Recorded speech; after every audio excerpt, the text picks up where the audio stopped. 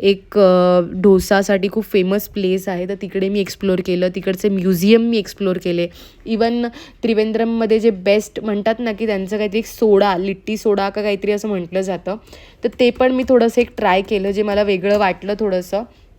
आणि मी खरंच सांगेन की तुम्ही जर एवढ्या लांब येताय तर श्री पद्मस्वामींचं टेम्पल अजिबात मिस करायला विसरू नका, कारण की ते तिकडचं सर्वात बेस्ट टेम्पल आहे. कोवलम बीच झालं, नायपर म्युझियम झालं, शंगुमुगम बीच झालं आणि तिकडचं प्रॉपर फूड म्हणजे केरलामध्ये जाऊन जर तुम्ही केरलाची प्रॉपर मील थाली जर खाल्लात नाही तर मला वाटतं की तुमची त्रिवेंद्रमची व्हिजिट एकदम वेस्ट होईल.